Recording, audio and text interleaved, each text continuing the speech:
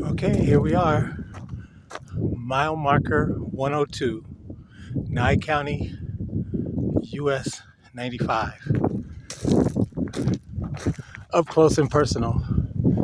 These signs are a lot bigger up close than while you're driving. And somewhere between mile marker 102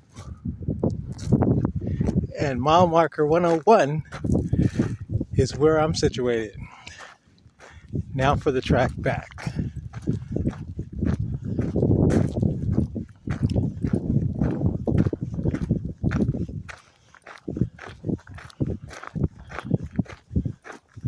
This journey started in 2020 with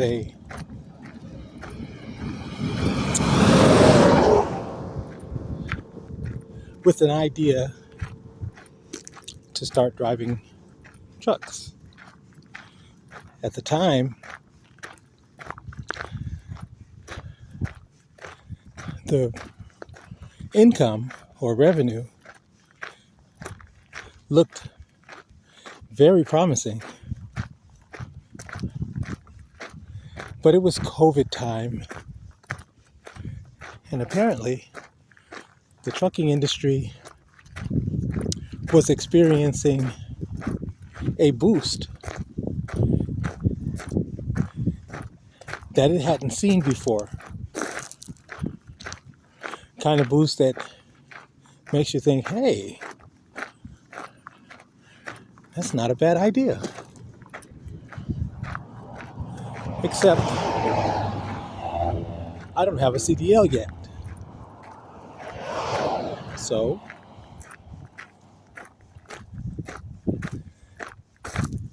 maybe I'll get one. The thought was,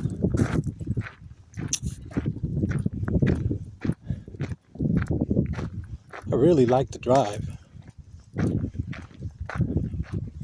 And if there's something that you really enjoy doing,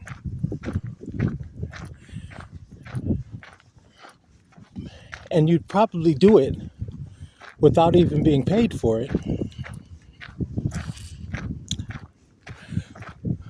what about getting paid for it? Sounds like a pretty good idea. And if loads from the West Coast that travel to the East Coast, or vice versa, can generate $10,000 within a week, why not? One single load and pay $10,000? That's almost a no-brainer. So I took the initiative, and I went to get my CDL. I said, well, although I'm not crazy about driving for someone else, I'll do what I have to do until I can drive for myself. I'll learn a few ins and outs of the industry, and I'll get in. I think a lot of people made that decision at around the same time.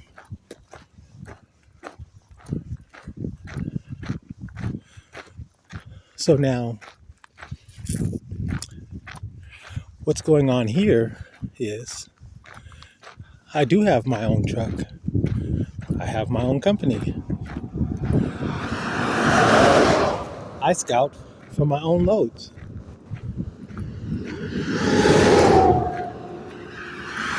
But right now, I am in the middle of mile marker 101 and mile marker 102 because my truck decided it was giving up. It said no more. This particular load is a load from Jacksonville, Florida,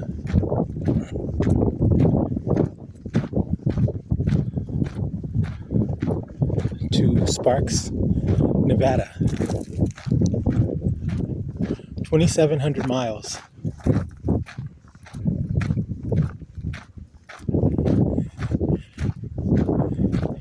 And this is the last 300 miles of that trip.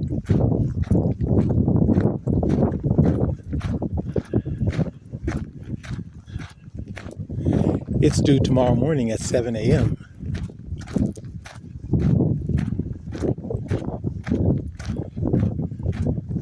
But myself,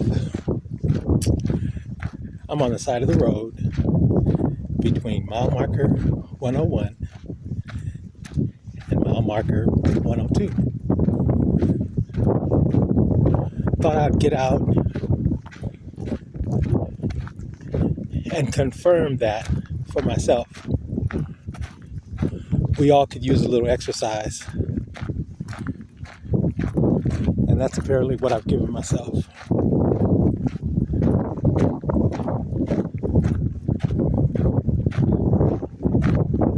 Now, 400 miles ago,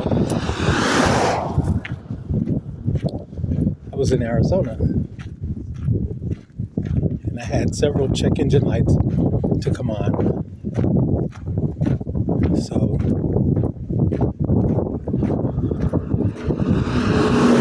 I made it to a TA travel center to get it diagnosed. Now, one thing about owning your own truck, owning your own equipment, figuring out everything by yourself,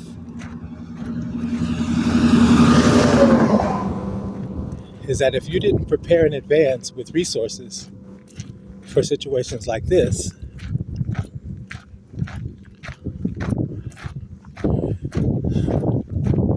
those resources are not available.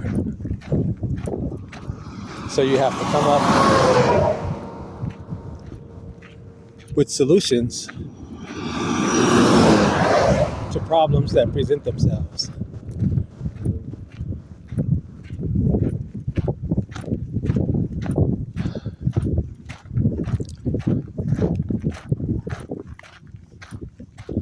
I find that this location is also between Highway 176 and 177 off Nye County 95 State Highway. It's desolate. It's not the most desolate, but it fares. Kind of wanted to make this video and retrace my actual steps. At a distance, I can see my truck. I'm a little closer to mile marker 101 than I am to mile marker 102. And I have proof now.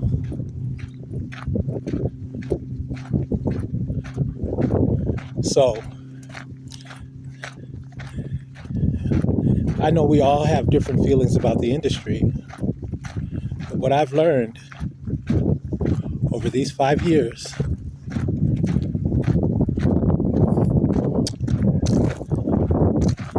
is that the industry is summing up to be anti-owner-operator. It is regulated to the hilt. There's so much regulations. There's so many regulations that the little guy trying to do it by himself, trying to figure it out, has an uphill battle. Not saying it can't be done, but if you put a few things, if you put a few systems in place,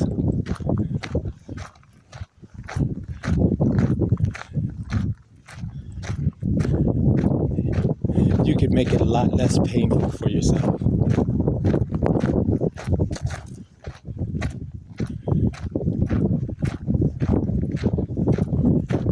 One thing that I can say is that there was a lot of advice or a lot of information that I retained from the beginning. I agreed with some of it, and I brushed some of it off.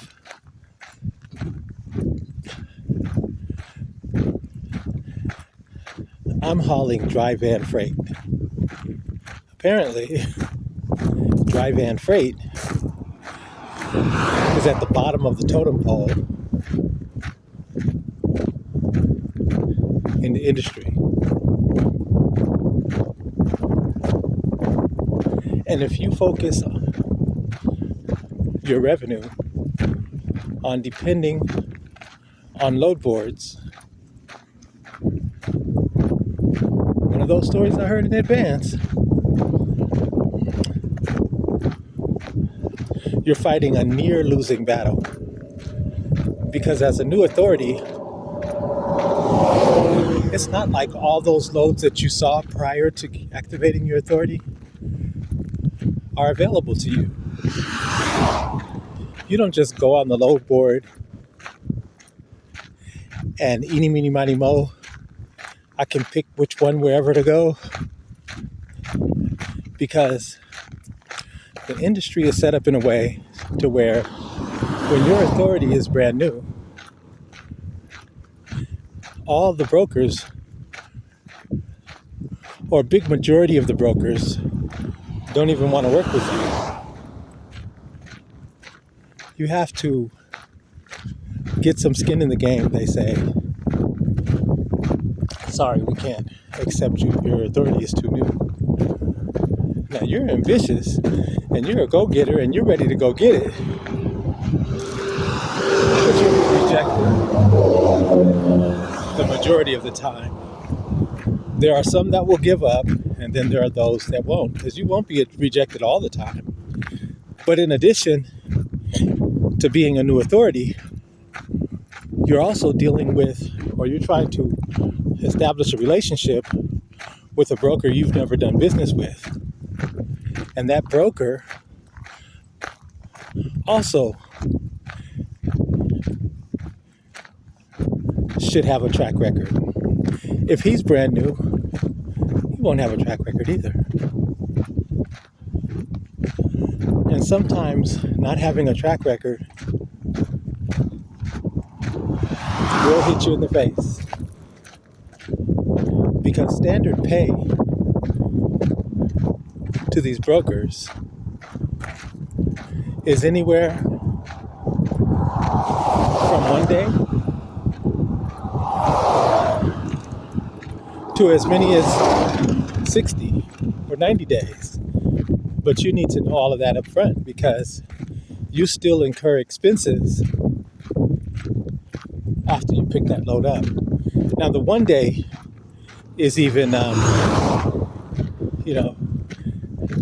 that's quite a short time, but I mean, they have payment processes like they charge you a small percentage of the rate if you want to be paid fast through quick pay or different payment methods. The whole while, to maintain your authority, you have to continuously pay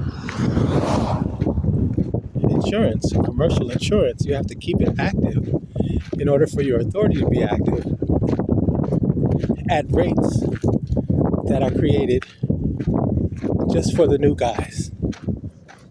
They would be at its highest in your first year.